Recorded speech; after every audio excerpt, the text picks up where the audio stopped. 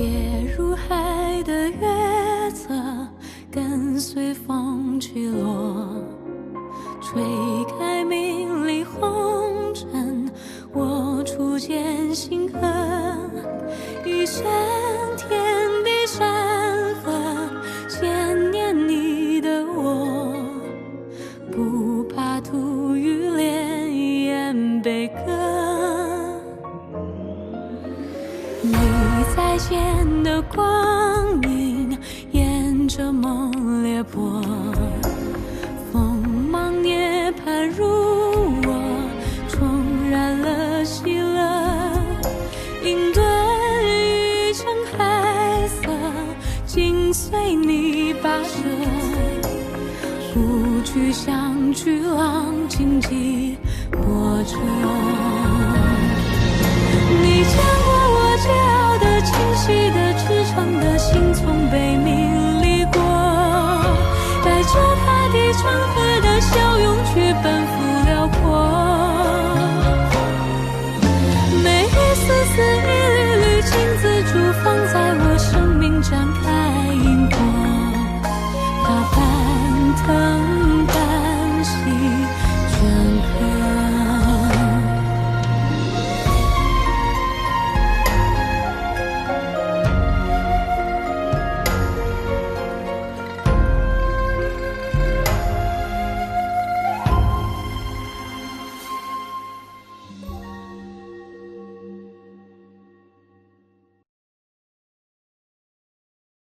一只水饺，一只虾，思念金牌虾水饺，邀您观看高光时刻。请陛下解开与青海宫之间的百隙。若陛下应允，臣日后愿肝脑涂地，报效陛下。臣启陛下，西南年初大旱，作物欠收，逃难的灾民一路向东，沿途饿殍遍地。西平岗新任刺史刘长平上书求援。先前不是说欠收不过30%？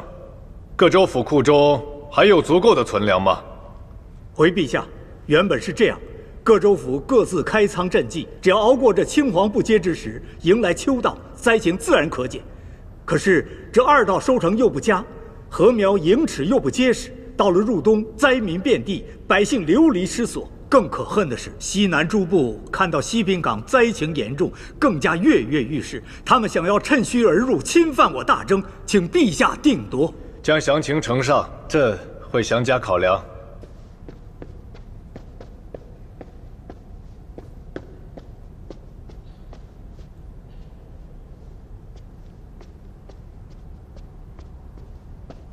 陛下，陛下，如今就连西平岗驻军补给也开始短缺，严重影响我军士气。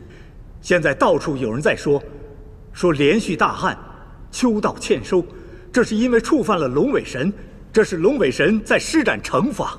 荒谬！陛下，西南百姓信奉龙尾神由来已久，更有人传说，只有天启城的龙尾神使者前往西平岗祭祀，才能稍缓灾情。陛下，臣也曾听说如此言论。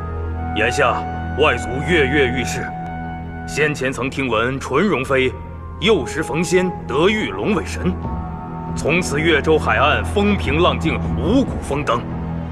如果纯容妃前去赈灾，定能安抚民心。回禀陛下，西平岗远在千里，如果真的要缓解灾情的话，应从邻近的越州调粮。纯容妃乃是宫中的女眷，恐怕难以解决西南的困顿。青海公，从越州调粮是一定的，但眼下西南饥馑，人心惶惶。纯容妃既然是龙尾神的使者，代表朝廷前往西平岗赈灾，安抚民心，是最合适不过的。纯容妃乃是陛下的宫眷，并不是朝臣，岂有这么轻易抛头露面，前往西南赈灾的道理？借助神迹，事半功倍，何乐不为？陛下，青海公说得对，赈灾一事，岂可派遣宫眷？陛下，还是让户部派人尽快调粮才是啊。陛下，臣愿意。罢了，赈灾之事，朕自会审慎处置。若没有其他事，退朝。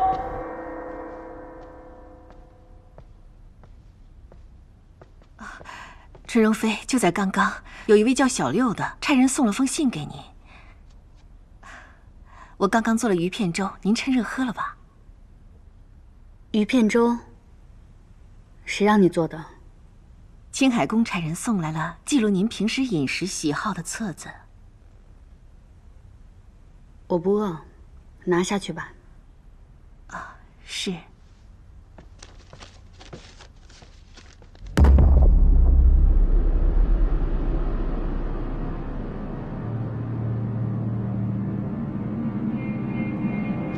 玉冉，奴婢在。帮我去找一些柏木或柏木制的器物来。陛下，这西南饥荒，雷州各部又从未死心，想吞并西南海域，此事终究要治理一番。春到欠收，秋到又欠收，州府的粮仓不是没有底，就算掏空了他们，也只能应付一时。朕自有法子，用不着你，你好生休养便是。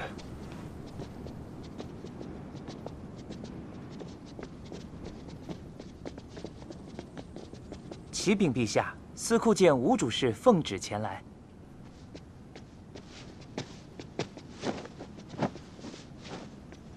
微臣参见陛下，参见青海宫。平身。谢陛下。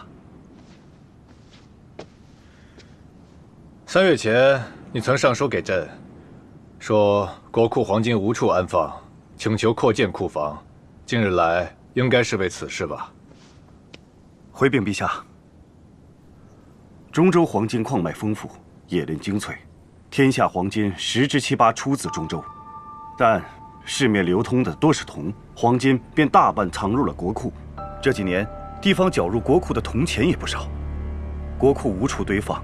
陛下曾下令将这些铜钱向西南诸部兑换成黄金，但如今金价飞涨，即便西南诸部为此设立诸多关卡，黄金还是无法控制地流入天启。今年夏季，国库内连黄金亦已无处堆放，是以臣3个月前再次上奏，请求扩建库房。既然如此，传朕旨意，今后10年，凡大征人赋税只交3成，余下的用徭役代替。另外，将国库内的1半财货拿出，用于修建各地的运河、水渠、堤坝以及粮仓。这1半？1半，其中10之其2要送到西南，以西平港为主，修建沿线的运河、粮仓，筹备军备。陛下，这么多的黄金啊！陛下就这么花出去了？小家子气，有进无出，守财奴耳。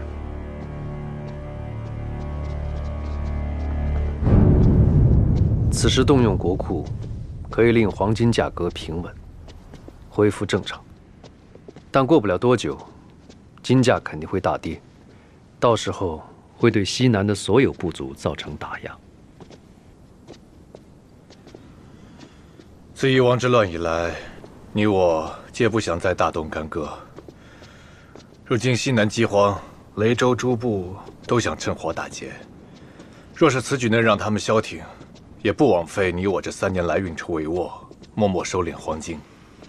就算如此，西南一带依旧动荡不安。臣真心想请命去西平港，为陛下治理西平港，去除这块心病。建明，长途奔袭，你扛不住的。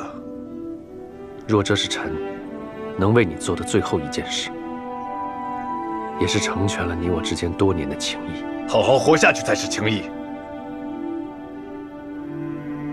你什么都别说了，朕绝对不会放你走。陛下，您快去看看纯容妃吧。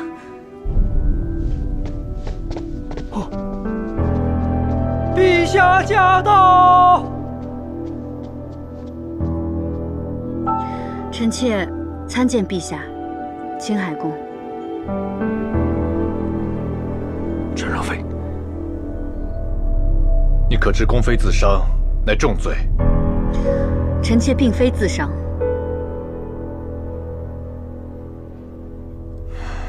罢了。简明，将纯容妃送回凤梧宫。是。不敢劳烦青海宫，臣妾告退。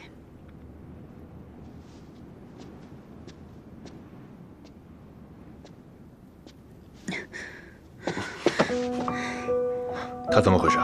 陛下恕罪，纯容妃这些日子不思饮食，心事重重，现下又流了这么多血，像是太虚弱了。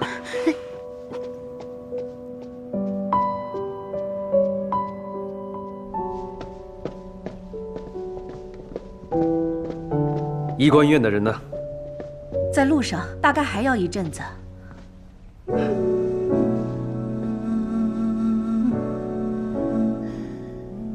赶紧把止血伞拿过来。是。陛下只让青海宫送我回来，既然差事已经办完了，青海宫请回吧。纯容妃身上有伤，要及时处理。陛下那边，臣才好回话。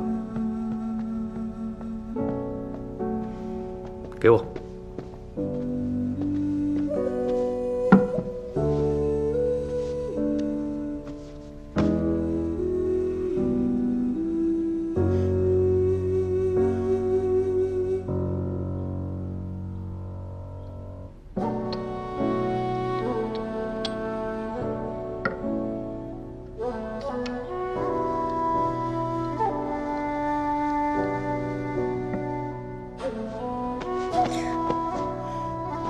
如有冒犯，请纯容妃见谅。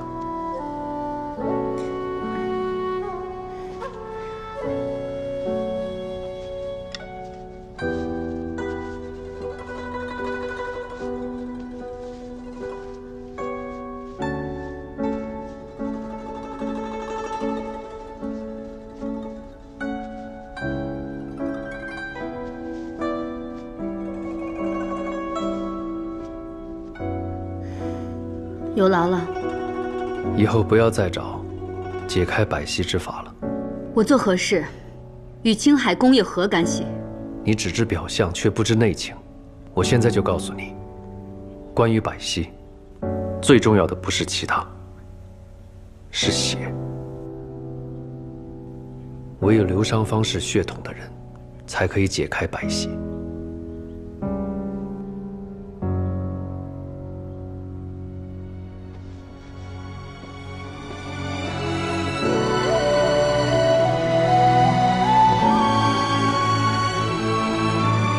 公爷，公爷。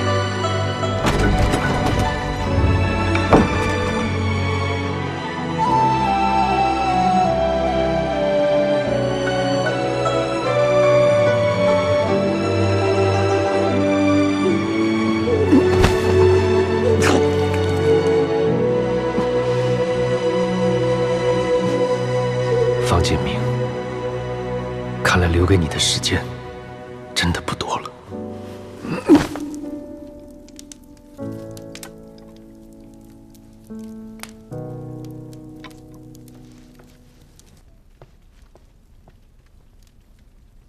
这名典在祝年已遗失已久，陛下短短几日就在兰州找到残本，运气当真是极好的。哪来什么运气啊？这也是穷尽了州府之力。纵然如此，也才找到区区半册。陛下别急，也许这半本就有陛下想要的信息。希望如此吧。时候不早了，你仔细着身子，先去歇歇吧。那陛下呢？朕看完这些便睡。陛下，青海宫不行了。什么？陛下，你先歇着，朕回京城宫。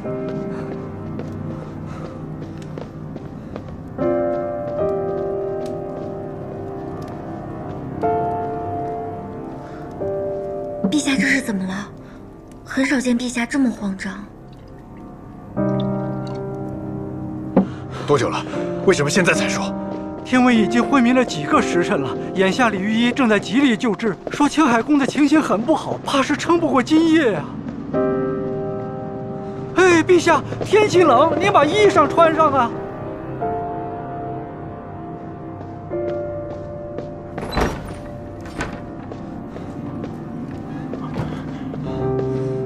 如何？臣参见陛下。如何？青海宫他意志力惊人，能坚持这么多日，实属不易。只是，青海宫体内的卫生花之毒，已从肌理渗入到骨髓，只怕就在这1、2日了。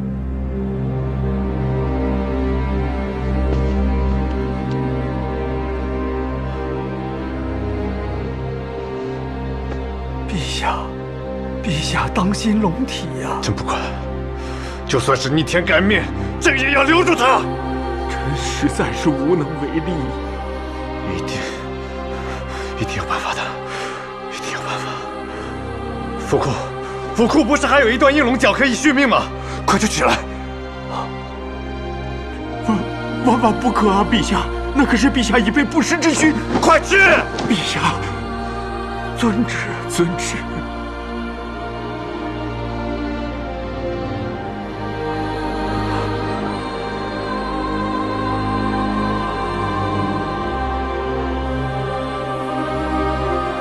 建明，当初夷王之乱是你不肯放手，如今你竟要自己先走吗？你叫朕如何自处？你叫朕如何孤身面对？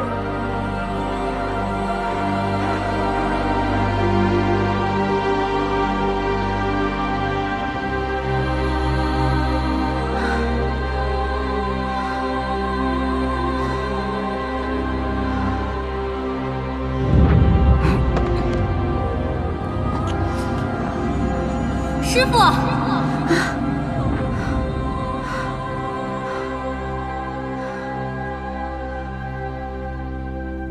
咽下去了，都咽下去了。陛下，建明，这是为何？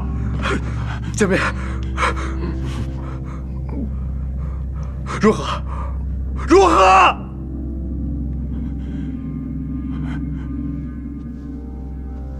恭喜陛下，虽然一碗药没有喝尽，但脉象已渐趋平稳。那这是……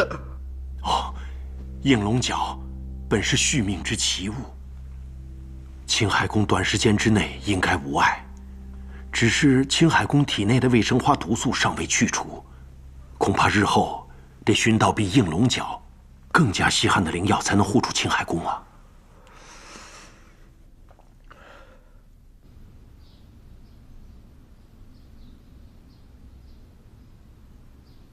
纯容妃胃口还是不好，这粥是熬得稠了还是稀了？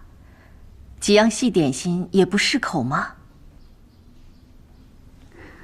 是我自己没有胃口。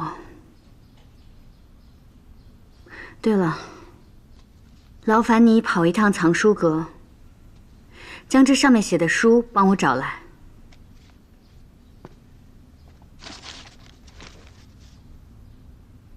您是要看历朝以来记录勋贵世家的典籍？只要是和流觞方士有关的，这笺纸上若有遗漏，也请一并帮我找来。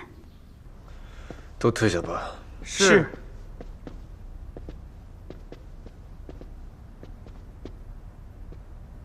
昨夜建明昏倒的事情，没其他人知道吧？陛下放心，此事极隐秘。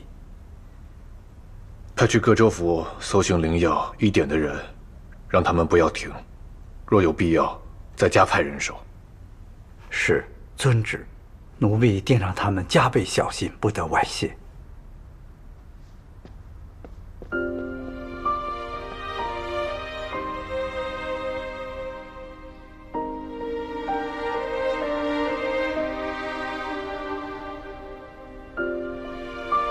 大征14郡，9郡皆其反齐，其中与流觞接壤者3，即成围剿之势。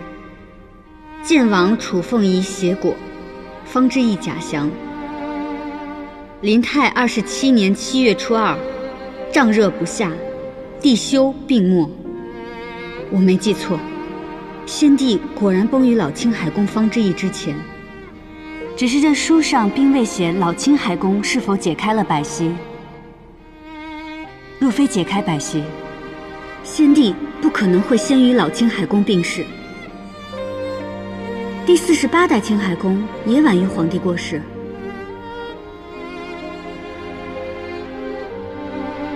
纯容妃，给您准备了一些茶点，您午膳用的少，吃些茶点稍微歇息一下吧。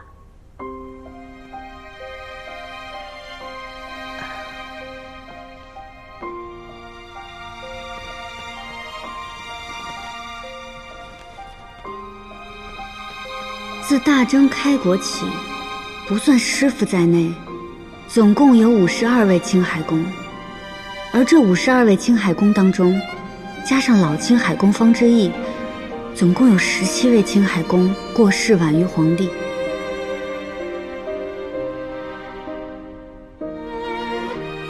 臣知道，上一任老青海公比帝修多活了几年。臣亦知道，陛下视青海公为挚友，应该也想过放他自由。这样的事情，确实偶有先例。陛下说的没错，百息当真有解。只是所有的这些书里，竟然丝毫没有提及百息的，更无从探知解除百息的方法。难道真的除了他们本人，无人能解？可有起色？回禀陛下，臣已经施针为青海宫稳气去毒，封闭要害，如不出意外，3日之后或可苏醒。好，那这几日朕便不来昭明宫了，以免有些人察之所行，暴露了此事。好生照看青海宫，他若有差池，朕唯你是问。遵旨。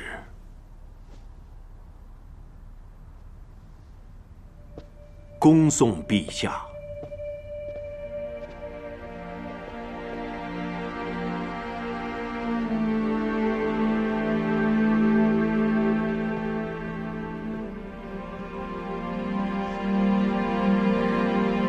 纯容妃，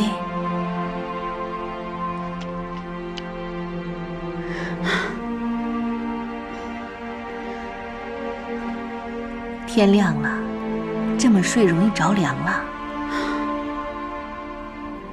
玉然，再去帮我找一些关于此类记载的书籍。罢了，还是我自己去吧。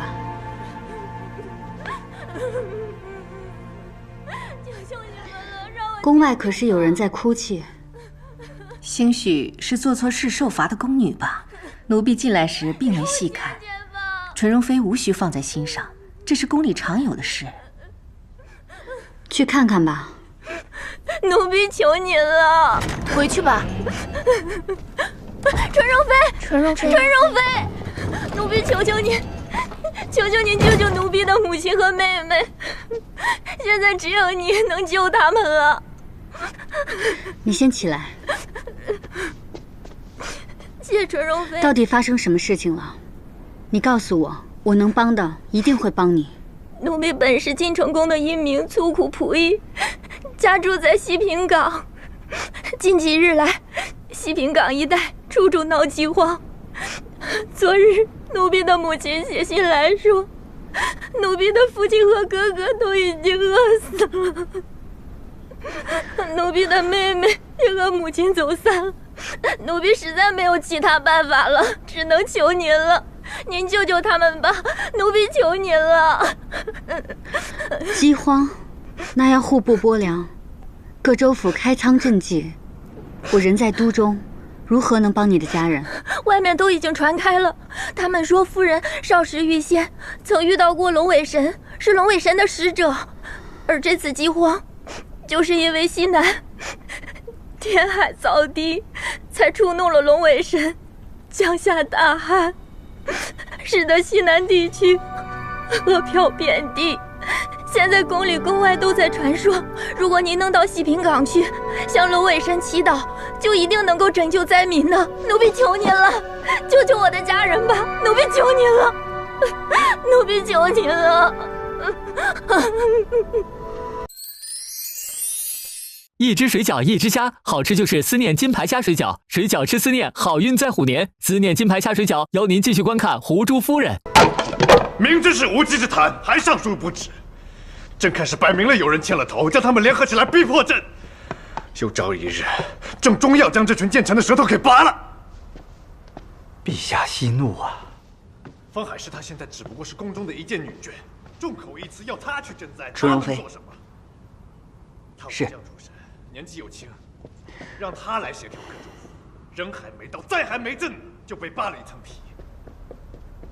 启禀陛下，纯容妃求见。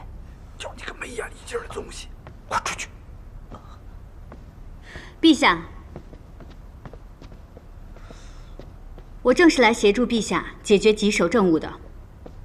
臣参见陛下。平身。后宫不得干涉，你若无事，赶紧退下，以免惹人非议。西平港赈灾，臣当仁不让。你要去西平港赈灾？既然朝臣跟百姓都请愿了，还请陛下恩准，臣前往西南，协调各州府，赈济灾情。胡闹！你可知西南现在是龙潭虎穴？臣知道，西南如今灾民遍地，如若安抚不好，或许有人揭竿而起。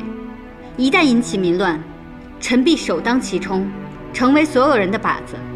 到时候，我想不死都不成了。不止。是不止。西平港经营海上贸易多年，虽不比皖州的南淮，但那里世家豪商遍地。各州府虽都由朝廷设立，官员也都由都中派遣，但这些人常年与当地的士绅往来，未必与都中全然一条心。如今灾情严重至此，各州府大都有问题，或许就连他们每年上报上来的仓库中存粮的储量都有虚实问题。你明知情形复杂，还敢自荐？难不成你有把握？臣没有全然的把握，只有3成而已。3成？臣认为，世上的事，只要有3成的把握，便可一搏。况且，臣自信有机变。去到西平港实地考究以后，臣便能有5成把握。而朝中其他的官员，至多也就5成把握，他们陛下未必全信，而臣，陛下可以全信。不可，朕不可让你涉险。臣知陛下爱护臣，但为臣之意，不过青山埋忠骨，马革裹尸还。只要能解百姓之苦，解大征之忧，臣愿涉险，这才是臣存在的价值。还请陛下不要让臣躲在都中，犹如笼中之鸟，日渐消磨斗志。还请陛下恩准，让臣前往西平港。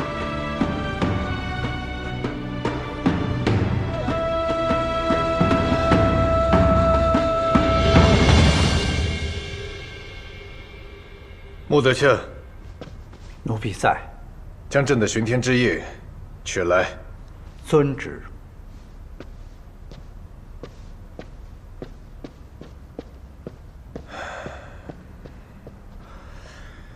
近日可曾去过昭明宫？回禀陛下，臣一向不爱走动，近日都在凤梧宫读书消遣。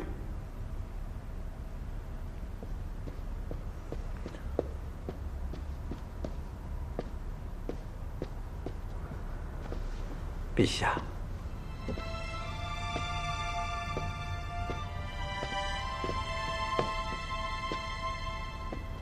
方海市领旨，携此巡天之印，你便是朕的身外之身，所到之处，诸州府县主官皆任由你调度。朕令你速速前往西平港，赈济灾情，不得有误。臣方海市遵旨。陛下，臣还有一步情之请。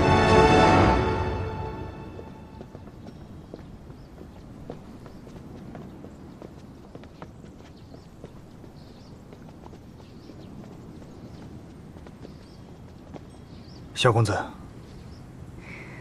你看我如今还有小公子的样子吗？纯容妃，公爷他没在。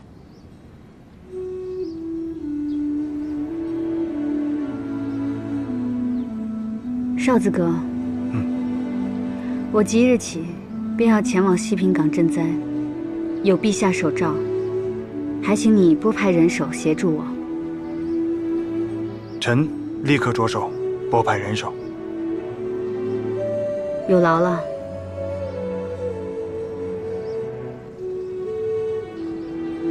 不必告诉那个人，我来过。告辞。恭送纯容妃。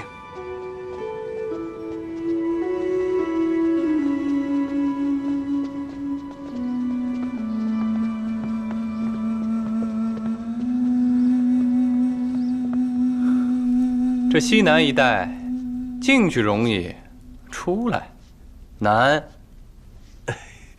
还是殿下您运筹帷幄呀，不动声色的就让那方海市走上了不归之路。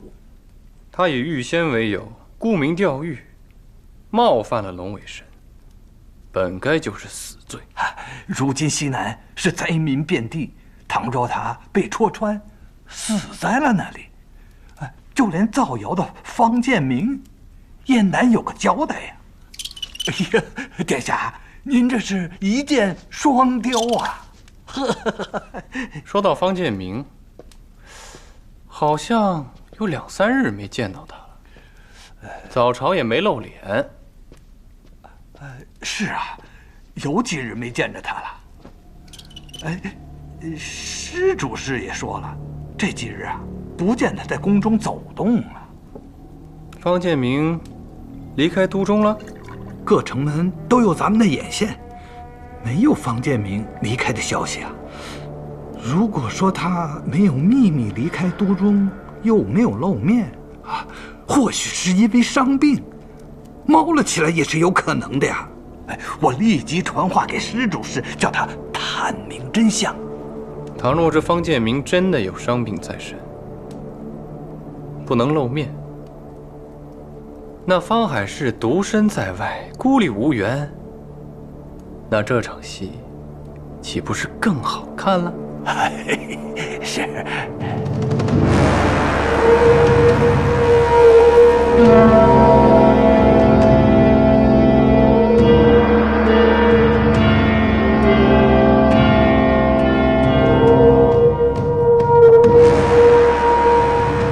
胡珠夫人替朕巡狩，前往西南赈灾，一路不易。愿胡珠夫人此去顺遂，早日归朝。愿胡珠夫人此去顺遂，早日归朝。臣妾拜别。平身。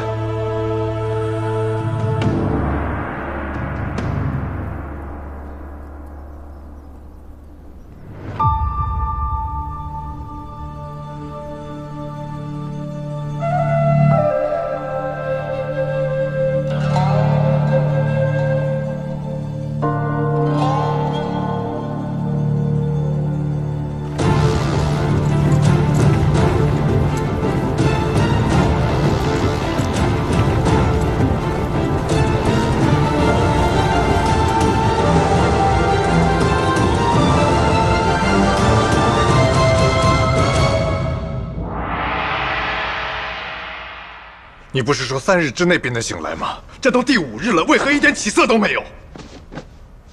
请陛下恕罪，臣已然尽力，时珍少爱，凡能想到的办法，全都一一用上了。但青海宫如此昏睡下去，臣也无计可施啊！陛下，淑容妃命人传话，说是在明典中有所发现，让您赶快去一趟。朕这就过去。若有闪失，朕唯你是问。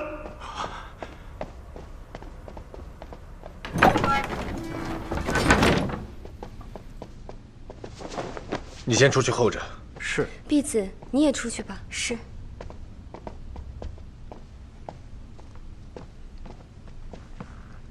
你说明殿中有所发现？刚刚婢子在给我倒茶的时候，不小心在这上面洒了一些。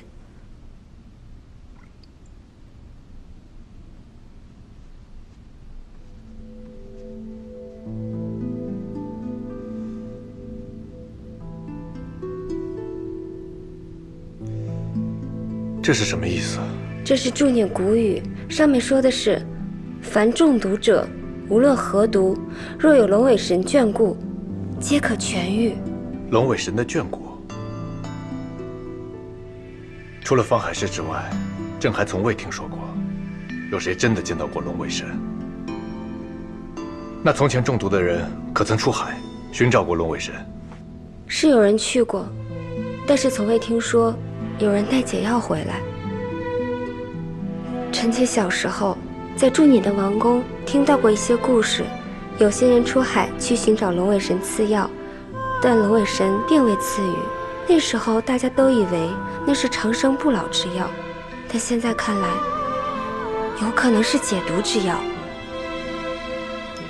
那这上面是否还有其他线索？有没有提到解毒的具体方法？没有。这么说的话，朕觉得可能真的只是传说和机缘了。陛下，是这样的，在雷州数千年口口相传的传说里曾提及，龙尾神的发丝、血和鳞片均可以入药救人。既然名典上有这样的记载，那就说明这些传说不一定是没有意义的。如此说来的话，鲛珠呢？鲛珠是不是也可以？鲛珠，鲛珠是龙尾神的眼泪，应该可以。鲛珠，对呀。谢谢你，提兰。陛下不要谢我，陛下不是说过吗？夫妻就是要一起分担的。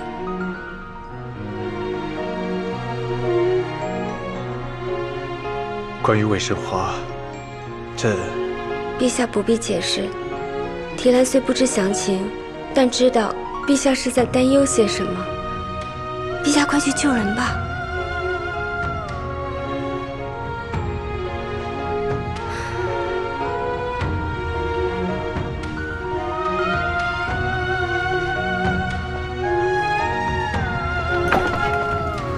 穆德信，快去把胡珠夫人陪嫁的鲛珠拿来。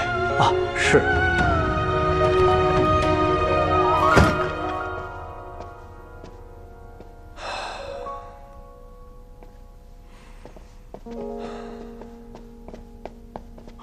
陛下，医官院已将鲛珠磨碎了入药。过来。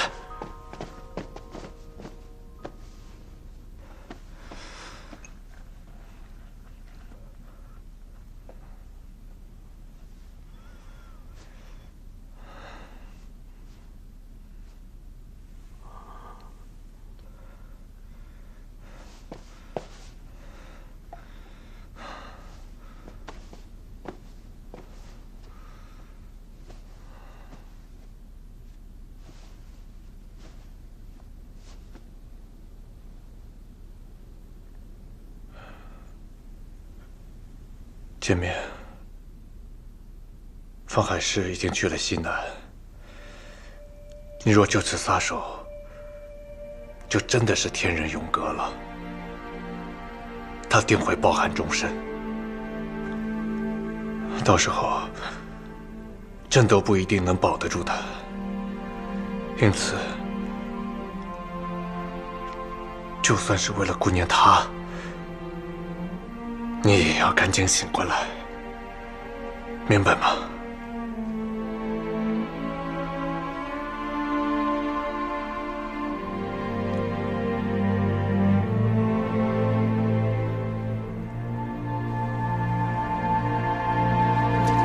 这边，御医，这又是怎么了？如何？陛下无需担心，应是鲛珠将体内的毒素逼出来了一些，青海宫暂时没有性命之忧了。这些教主能否将他体内的余毒清除？这个尚未可知，须得再仔细观察些时日，才能断定。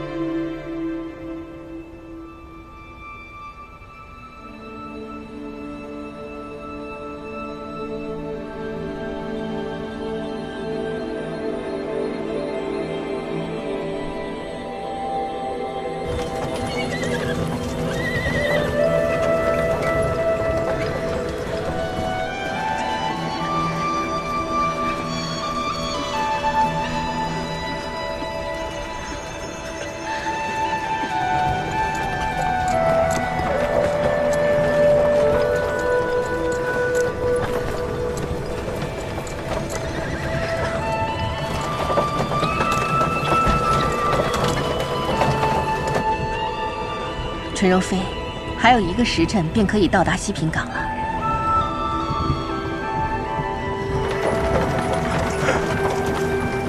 行行，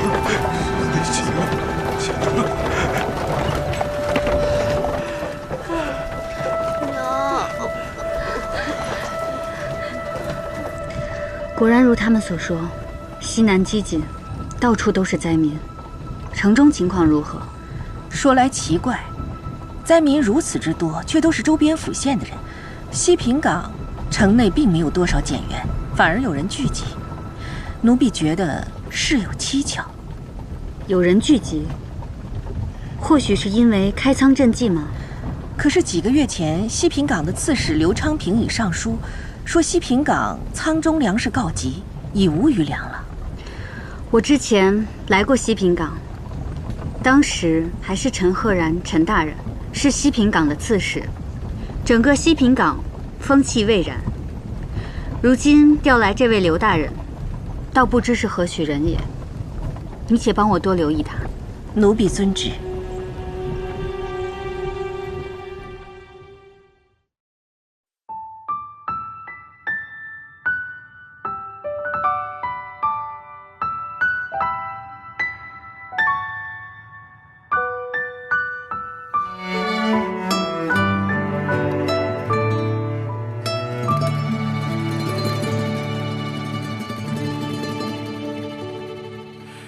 因我义无旁骛之问，一时分寸的针妥帖我们。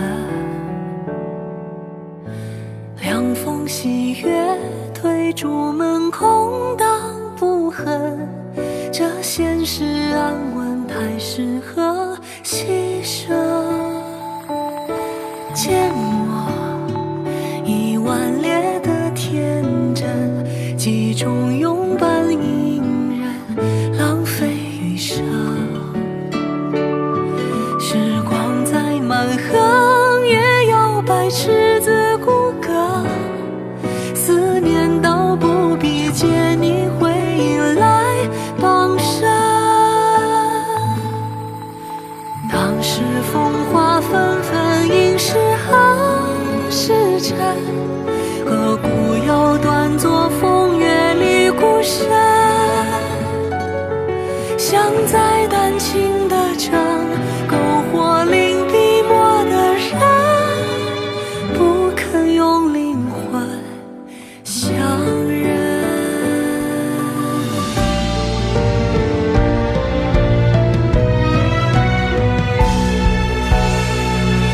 望你余生涉水而去的孤独，就不要止于我在的篇幅。为你踏平的路，铭定在我的眉目，